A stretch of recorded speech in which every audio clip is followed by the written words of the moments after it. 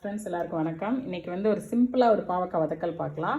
இதுக்கு வந்து கொஞ்சமாக எண்ணெய் ஊற்றிருக்கேன், ஒரு 1.5 டீஸ்பூன். இதில் ஒரே ஒரு காஞ்ச மிளகாய் தூக்கி போட்டுக்கோங்க. அப்புறம் வந்து பெரிய வெங்காயம் வந்து 2 வெங்காயம் கட் பண்ணி வச்சுருக்கேன், அதையும் சேர்த்துக்கலாம். நம்ம நீல வாக்கில் கட் பண்ணி சேர்த்துக்கோங்க. இதை வதங்கணும்னு ஒன்றும் இல்லைங்க, இதிலேயே நம்ம கட் பண்ணி வச்சுருக்கேன் பாவக்காய் சேர்த்துக்கலாம். அந்த மாதிரி சின்னதாக கட் பண்ணிக்கோங்க. வச்சுருக்கேன் 2 பாவக்காய் சேர்த்துருக்கேன். நல்லா வதக்கி விட்டுருங்க. தண்ணி எதுவுமே சேர்க்க வேண்டாம், அந்த வெங்காயத்தில் இருக்கிறதுலேயே வெந்துடும். கொஞ்சமாக மஞ்சள் பொடி சேர்த்துக்கோங்க. பாருங்கள், ஒரு 2 நிமிஷம் நல்லா வதங்கிருச்சு. இந்த டைமில் நம்ம வந்து லைட்டாக உப்பு சேர்த்துக்கணும். கொஞ்சம் டேபிள் சால்ட் சேர்த்துக்கோங்க. நல்லா வதக்கி விட்டுட்டு மூடி வச்சுருங்க. இன்னும் ஒரு 3 to 4 நிமிஷம் வேகட்டும். இதை வந்து சிம்மில் வச்சுருங்க. சிம்மில் வச்சு மூடி வச்சுருங்க.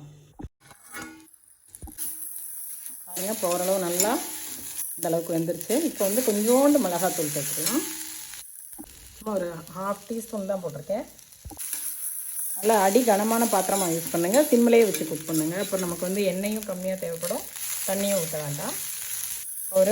ஒரு நிமிஷம் இருக்கட்டும், நம்ம ஆஃப் பண்ணிடலாம். பாருங்கள், இப்போ பாவக்காய் நல்லா வதங்கி வந்துடுச்சு. பாருங்கள், வெங்காயம் வந்து கொஞ்சம் 2 பாவக்காய்க்கு 2 வெங்காயம் போடணுங்க. அப்போ தான் கொஞ்சம் நல்லாயிருக்கும் இந்த வதக்கல் வந்து. கண்டிப்பாக ட்ரை பண்ணி பாருங்கள். தேங்க்ஸ் ஃபார் வாட்சிங்.